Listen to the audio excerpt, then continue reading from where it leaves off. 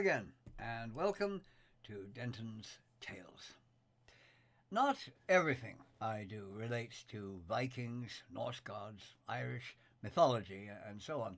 And this time I'm going to do a little snippet of history, recent history, a personal recollection. But well, when I say personal, I wasn't actually there myself. It was my mother who had the experiences, but that's personal to me, so I think it comes under the same heading. Reading about history, I think, is always fascinating. But even more so is hearing accounts from people who were there, first-hand stories from those who experienced them. Now, in this particular case, I'm talking about that great international punch-up that occurred between 1939 and 1945, known as the Second World War, which started off involving two countries, then two more got involved, and eventually it turned into a sort of, is this a private war or can anybody join in? And of course, everybody did. My mother, whose name was Mercy, was in her 30s when the war started, and she was living in London, in Ladbroke Grove, an area of London in the Royal Borough of Kensington and Chelsea, passing through Kensal Green and Notting Hill. She residing in a very prestigious apartment building that was known as the Ship, presumably due to its appearance. I never actually saw the building, but that does seem logical.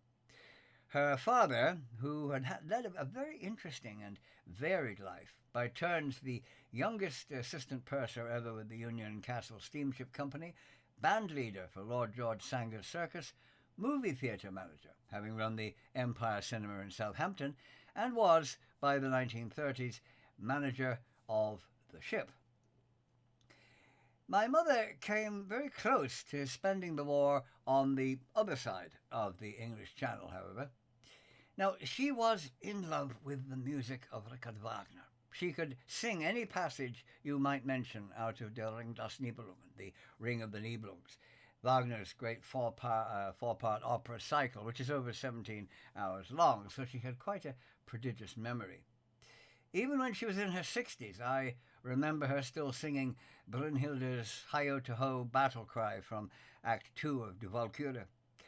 So, between her own interest in Wagner and Germanic family connections in the past, she wanted to visit Germany. That was her big dream. So, her father arranged what would have been a wonderful trip. They would spend some weeks traveling around Germany, see the places associated with Wagner, go to one of his operas at Bayreuth, visit the great castles and palaces, see the wonderful Baroque architecture of Dresden, sail down the Rhine. And, of course, she was really excited about that, as one could imagine.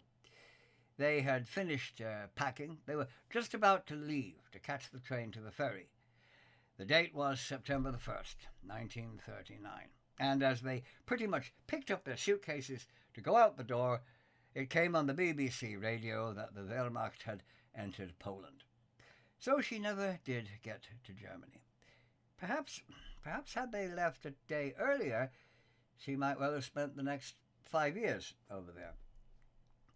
So my mother had quite a German connection from a musical and ancestral point of view, as I've said, but in 1940 she had a rather more direct and rather less pleasant connection called the Blitz, the nickname given to the Luftwaffe's bombing campaign against Britain, derived, of course, from the word Blitzkrieg, or lightning war. She had very vivid memories of that time and talked about it often. Of course, as she said herself, bombing of populations never actually worked. It didn't work in World War II on either side. It didn't work in Vietnam nor in any other conflict. The idea that bombing civilians demoralizes them and makes them want to end the war is totally false. All it actually does, of course, is make them support the war effort even more strongly.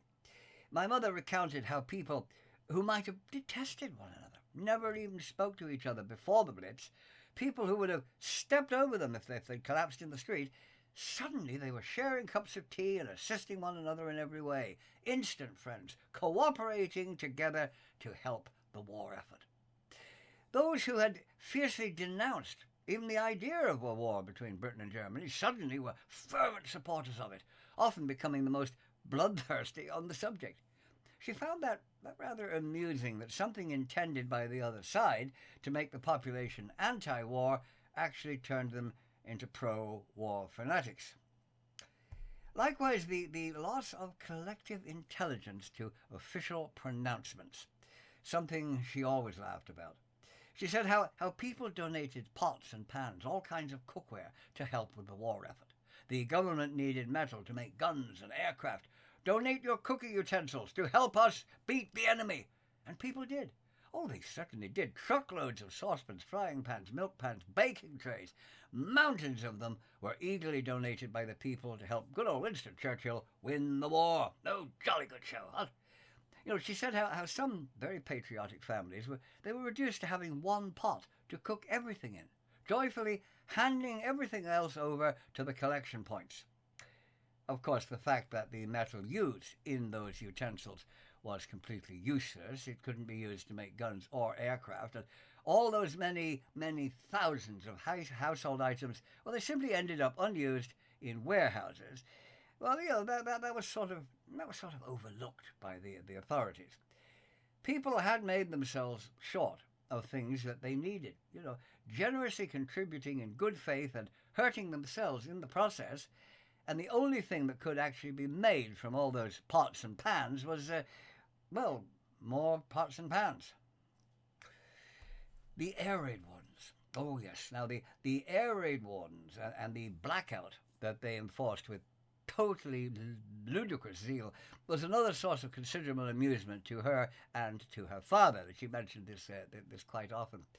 Like the time, she said, that the air raid sirens were sounding, the moaning minis, as they were nicknamed, and an agitated warden knocked on the door to tell them that there was a half-inch gap between their curtains, and it was letting a tiny little sliver of light out. "Close those curtains properly," he said. "Why?" her father asked. "Well, the Jerrys could spot the light, and they'd know they was over London," said the agitated warden. "Ah, so a tiny light that is hardly visible across the street is going to show the Germans thousands of feet up in the air where London is?" said her father, rather incredulously. "Well, yes, any light could help them know where they was," said the warden smugly. "Have you ever flown over London at night?" "What? Well, no, of course not." "Well, on a moonlit night, such as this one, the River Thames is like a mirror, and up there it looks like a silver snake winding its way towards the sea. All the German pilot has to do is follow the twists and turns on a map, and he knows exactly where he is. If every window in London had their curtains open, it would make not the slightest difference. The bombers have the river as the perfect guide." So the warden was completely nonplussed by that one. Well, that's the rules," he said. So close them." My grandfather, greatly amused, complied. He closed the half-inch gap in the curtains, thus saving London from the German bombs. Oddly enough, the bombs still dropped. Oh well, he tried. Somebody had a curtain open somewhere. That's what it was. And all those Heinkel 111s made a beeline for it. I can just imagine a bomber approaching London. "Where is London? It's so dark, I can't see anything. We may have to turn back. If only there was a light to guide us. But wait, look, a light. It's London. Someone left their curtains open, Hans. We'd have missed it otherwise." Yes. My mother never went to the air raid shelters. In fact, she preferred to watch what was going on, hearing the drone of the bombers overhead, watching the rather useless searchlights crisscrossing the sky looking for something, and listening to the bang of the anti-aircraft guns in the distance. That was something, of course, she mentioned. The guns almost never actually hit anything, of course, but the sound was seen as comforting to the citizens of London, reassuring them that London was being defended. Now, it never seemed to occur to anybody that if those defences were achieving anything, why were the bombers flying overhead apparently unhindered every night? But She said that actually the guns did more harm than good. Since if you fire a shell up into the air and it doesn't have an altitude fuse, well, of course, the laws of gravity sort of take over. What goes up must come down. And anti-aircraft shells used to fall back and cause considerable damage and casualties on the ground, which is common knowledge, though the authorities tried to sort of cover it up. They didn't like to really mention that. A lot of what people thought were German bombs exploding were actually anti-aircraft shells coming back down. There were even large caliber naval guns taken off warships and mounted in parks, chucking these big shells into the air, which had an almost zero chance of hitting anything flying overhead. And of course they would go up, up, up, up, up, and then they would go down, down, down, down, bang! Oh, hear that? Another German bomb! The swines! No, sorry about that, chaps. No, sorry about that. That was actually one of ours. Yes. She laughed about all the restrictions that were supposed to protect London, but whose effect was more of a nuisance than any real benefit, like the blackout curtains, which people had to have, but were really pointless. Car headlights reduced to mere slits that hardly lit anything at all on the road, causing traffic accidents, but were meaningless from an air defence point of view. Streetlights switched off, making it difficult or even dangerous for people trying to move about, but again, having no effect on German navigation. As she said, if every house had its curtains open, every car was driving around with headlights blazing, and all the streetlights were on, it would have been of very little use for air navigation. Trying to relate all that maze of lit streets at night from a map several thousand feet up in the air would have been difficult and quite confusing. Whereas using the River Thames as a starting point made it an easy matter to calculate target areas. You turn left at the third bend of the river, fly for 5 minutes, and you're over the target, sort of thing. The idea that if you turned off all the lights, they wouldn't know where London was. You could sort of hide it. That was so utterly ridiculous. But nevertheless, of course, enforced rigorously. Oh, yes. Oh, yes. Now, I said my mother used to stand outside watching what was going on overhead. And one night, she probably owed her life to some very well-oiled swing doors. The main doors to the ship being the swing type that go either way, and a further pair of doors that led back down a long corridor into the building were the same kind. She was standing outside one night. There was a flash and a bang. The next thing she knew, she was lying right at the end of the long corridor that led down past the entrance lobby. She had been blown through the big double doors at the entrance and through the inner doors and down along the corridor. Oddly enough, she was completely unharmed. Not even a ripped stocking. A little bit muzzy perhaps, or slightly deaf, but no physical damage whatsoever.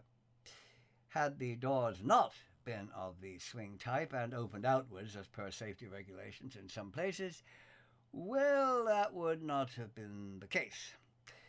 But even more remarkable was the fact that the bomb hadn't landed in her street. No, it had exploded around the corner, and the blast had actually travelled around the corner from the nearby street. But, blast could do strange things like that. She often spoke to a pair of Spanish officers who were staying in the ship. They were Republican officers, and the story was that General Franco was very desirous to speak to them. Something about some nuns, but nobody knew exactly what the story was. But obviously they didn't want to have to explain it to Franco, so they'd fled to London. But after her blast experience, they told her about an incident in the Spanish Civil War, when a town they were in came under air attack. Now, they took cover, leaving a military truck outside in the street, a reasonably large vehicle. When they came out after the raid, the truck was gone. Where was it? They searched around, but there was no sign of it. Obviously, it hadn't been hit, and there was no debris anywhere to be seen, no tire tracks. This was a complete puzzle. Where was this truck? After a while, they happened to look up, and much to surprise, there, on the flat roof of a building, was their truck, undamaged and standing on its wheels.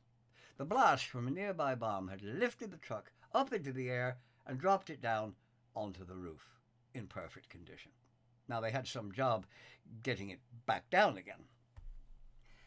A number of important officers either stayed at the ship or visited those who were staying there, which gave her the opportunity to meet General Eisenhower, Omar Bradley, and Lord Montgomery, among others. She recounted lots of interesting little personal anecdotes about life in wartime London. The sort of thing one seldom finds in history books, of course. Like taking an American soldier to dinner in a fancy West End restaurant. You know, a farm boy from somewhere in the Midwest who'd never been in such an establishment. Now, she explained to him the various utensils all laid out on either side of the plate. You know, that's for fish and this one's for soup and so on. And I mean, he'd only ever seen a normal standard knife and fork, so most of them meant nothing to him. And she explained how one started at the outside and you worked inwards and all that. And that was fine. He got all that. The main course arrived and he tucked into it with gusto. But after a few mouthfuls, he reached for the glass of water, having laid his knife and fork down on the plate. A passing waiter swooped, picked up the plate, and went off with it. The GI, well, he was like, "What the hell?" and hardly started. "What's the matter with that guy?" My mother said, "Well, you laid your knife and fork down crossed over each other.